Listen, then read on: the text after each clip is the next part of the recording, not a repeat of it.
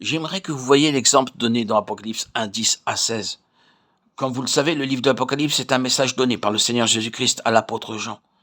En l'an 95, Jean, un homme de Dieu alors âgé, était emprisonné dans l'île de Patmos à cause de la parole de Dieu et du témoignage de Jésus-Christ.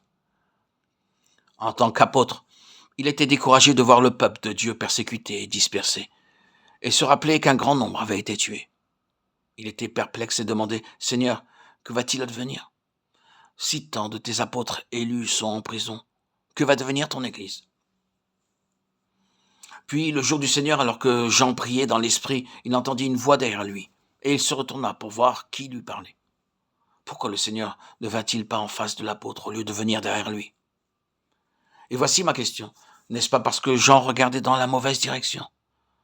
C'est sans doute pourquoi il se découragea. Et le Seigneur Jésus disait à Jean, « Jean, tu regardes dans la mauvaise direction, retourne-toi et entre dans une nouvelle perspective. » Les premières choses que vit Jean furent les 7 chandeliers d'or. Vous pouviez penser qu'il verrait d'abord le Seigneur Jésus, mais non. Il nous est dit dans les versets 12 et 13 qu'il vit d'abord 7 chandeliers. C'était comme si le Seigneur disait, « Jean, si tu veux me voir, marcher et travailler, tu le pourras seulement dans mon Église. Tu ne me verras pas par des signes ou des miracles, mais tu me verras dans mon Église. » Le Seigneur ne bâtit pas des dénominations, il ne bâtit pas des sociétés, il ne bâtit pas un groupe ou une communauté. Il bâtit son Église. Les croyants doivent être avertis encore et encore des pratiques, des rites, des coutumes et des traditions dénominationnelles.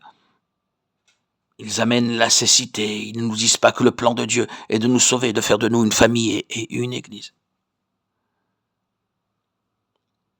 Le Seigneur veut que nous soyons une Église et non pas quelques croyants dispersés. Le jour du Seigneur, nous nous assemblons autour de la table du Seigneur et notre attention est fixée sur le Seigneur. Nous l'adorons, nous l'exaltons.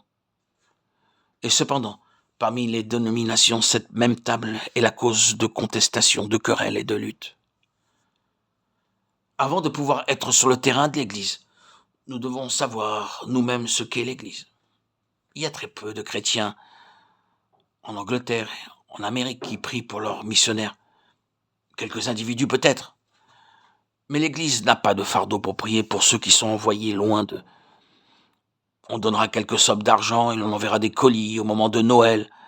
Mais on ne trouvera pas le temps de prier pour eux. Et c'est pour cela que vous trouvez tant de missionnaires à l'étranger attaqués par le diable. Certains peuvent prier d'une manière générale. Seigneur, veille sur eux, protège-les, donne-leur une bonne santé et subviens à leurs besoins. Nous devons nous tenir sur le terrain de l'Église pour être protégés des attaques de l'ennemi. La puissance spirituelle et la plénitude sont dans l'Église. Éphésiens 1, 22, 23. C'est l'Église qui montre la sagesse infiniment variée de Dieu aux principautés et aux puissances dans les lieux célestes. Éphésiens 3, 10. Le pouvoir de lier Satan est donné à l'Église. Matthieu 18, 19. En tant qu'Église, nous pouvons réprimander et lier Satan. Et c'est pourquoi nous avons besoin d'une Église priant derrière nous.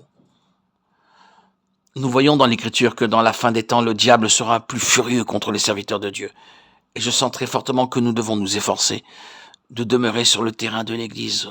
Autrement, nous serons divisés et nous verrons notre travail dévasté.